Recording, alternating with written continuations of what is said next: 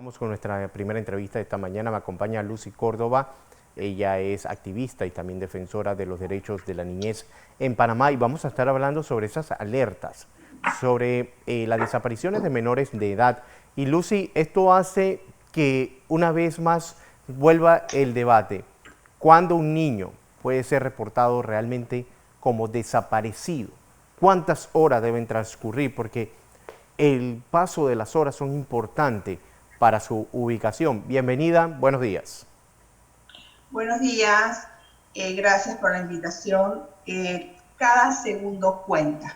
Cuando se desaparece un niño debe ser reportado de forma inmediata, pero esto debe hacerse de acuerdo con unos lineamientos, con un protocolo para poder tener una información asertiva y objetiva.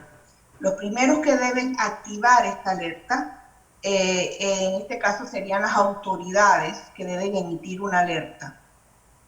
Pero la realidad de Panamá es otra. La realidad de Panamá es que cuando se da una alerta, si bien es cierto, comienzan las búsquedas y vamos a tomar como por ejemplo el país en donde nace en el año 1996 la alerta AMBER, que significa American Missing Broadcast Emergency, o sea, quiere decir que significa personas desaparecidas en los Estados Unidos retransmisión y respuesta de emergencia. Esto nació en el año 1996 y me gustaría brevemente explicar por qué. Porque de acuerdo con el Departamento de Justicia de este país,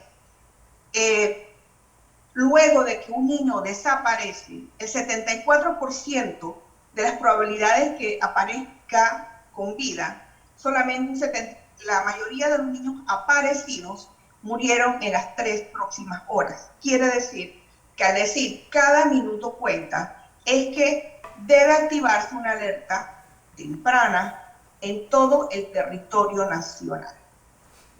Esto incluye medios, radio, medios de comunicación, más que nada también un sistema en donde se coordine, se armonice conjuntamente con los estamentos y con todas las organizaciones de niñez para que exista los medios de comunicación y la ciudadanía tengan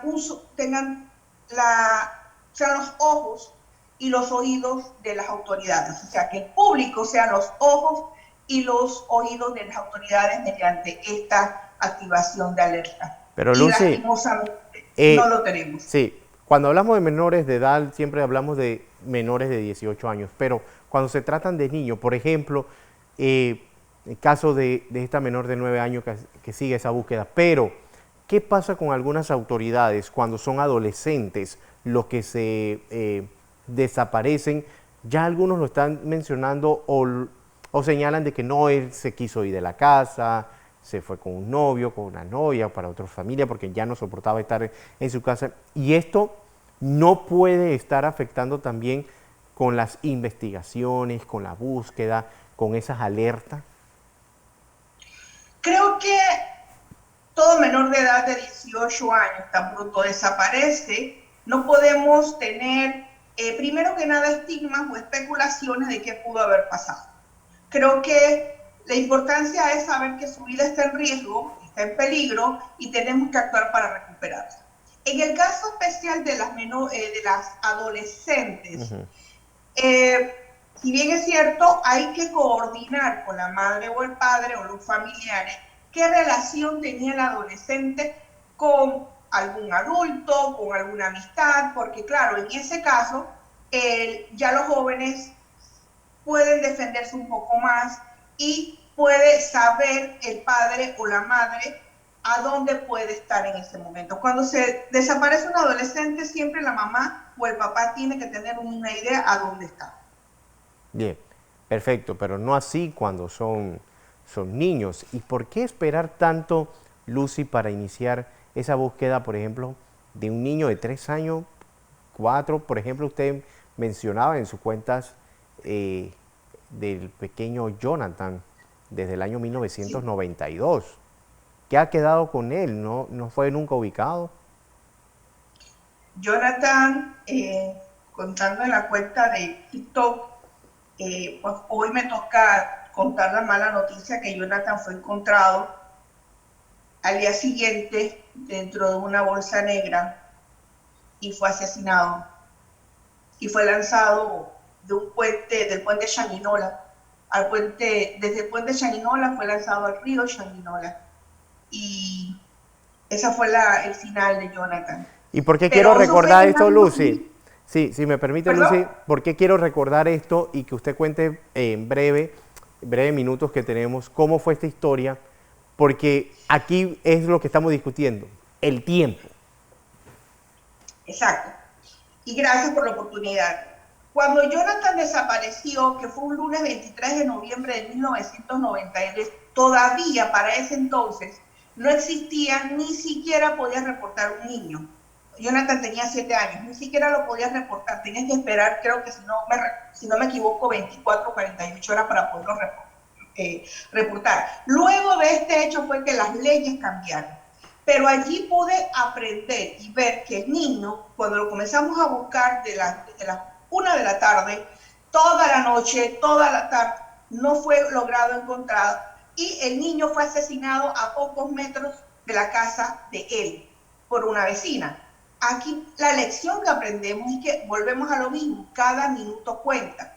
Entonces, creo que todavía tenemos que crear conciencia tanto la ciudadanía y las autoridades, porque no hubo un lugar a donde no se pudo buscar, o sea, prácticamente peinamos Changuinola y el niño estaba justamente a menos de 100 metros de la casa de la mamá, en donde allí le había dado una vecina con una varilla y lo asesinó desangrado.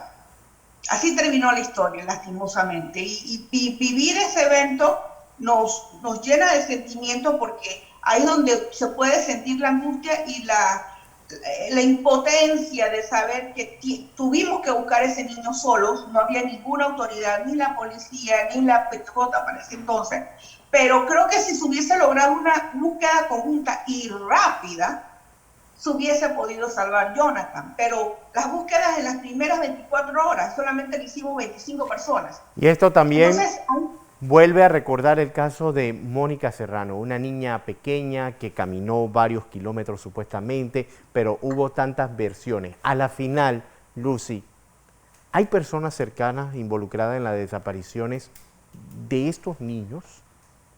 totalmente.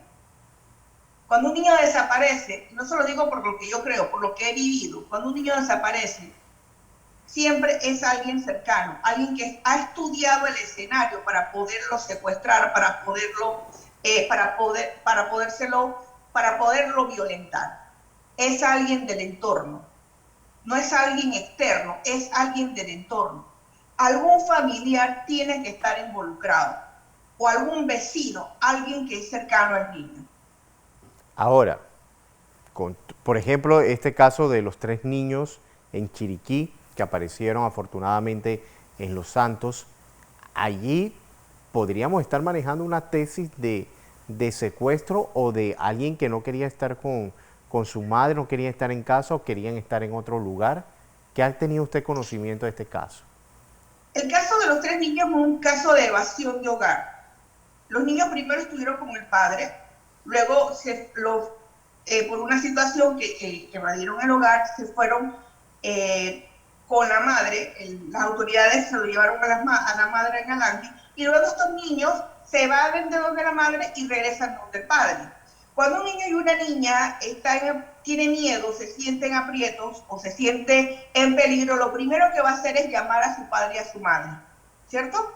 Pero si los niños hacen todo lo contrario, de que cuando existe una emergencia y lo que hace es escapar de sus padres, incluso arriesgaron su vida por poderse ir a otro lugar solo con tal de no estar cerca de su madre, yo siento que el padre y la madre tienen que estar siendo investigados.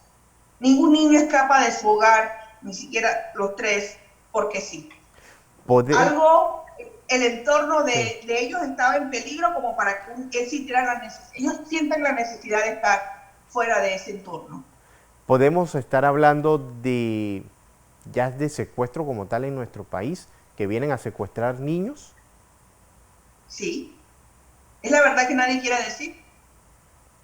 Tenemos que comenzar a hablar de trata de personas.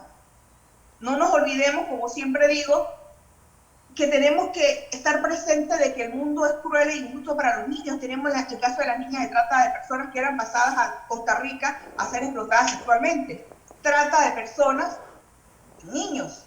Tenemos tráfico de niños, tenemos casos de secuestros. También existe el tráfico de órganos. Creo que la ciudadanía hay que hablar de una manera honesta y decirle que esos delitos existen. Alertar a la ciudadanía, porque cuando un niño se pierde, el primer cordón de seguridad o el de búsqueda no solamente debe ser de las autoridades, sino también de los vecinos, de los familiares y de toda una comunidad entera.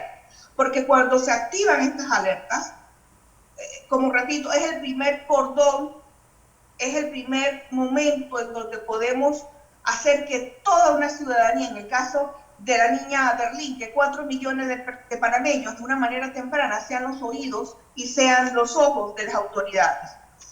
Bien, y estamos hablando sobre la labor que tiene que realizar las autoridades, pero ¿qué labor debe realizar el padre también, Lucy, para evitar esta situación y vivir estos momentos de angustia, de incertidumbre, de desesperación? Porque también enviar a niños, que es una realidad, Lucy, solo a los colegios, eso se ve comúnmente en nuestro país, principalmente en las zonas de difícil acceso, para llegar a las escuelas se van solo los niños. ¿Qué deben hacer los padres de familia en este caso? Existen padres y madres que trabajan y no pueden llevar a sus hijos a la escuela, pero cuando estamos hablando de un niño menor de 10, de 12, hasta de 13 años, no puede ir solo a la escuela. Entonces, aquí se tiene que hacer una labor conjunta con las escuelas, con el Estado y las comunidades. Por ejemplo, los niños caminar en grupos, no caminar solos. Hacer grupos de 10, de 12 niños, que todos los niños puedan ir juntos. 2, cámara de vigilancia en las escuelas para poder vigilar el entorno. Estamos viviendo un Panamá violento. Tenemos que reaccionar de que ya Panamá está violento. Tenemos que tener cámara de seguridad, saber qué carro está en el entorno acechando a los niños, porque eso está sucediendo. Lo único que de lo que poco se habla, pero hay muchos casos en donde han existido intentos de secuestro.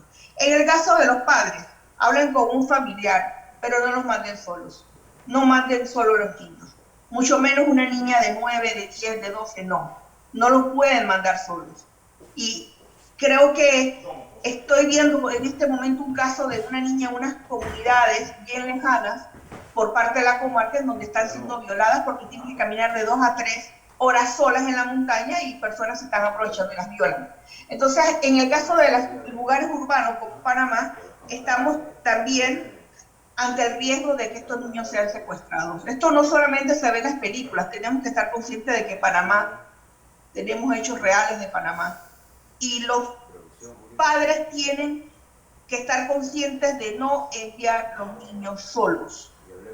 No enviar los niños solos, mucho menos cuando tienen que caminar por vereda. En el caso del niño del año 1992, en una vereda, antes de llegar a su casa, la vecina lo llamó, el niño entró y le dio con una varilla en la cabeza, lo asesinó. Sí. Bien.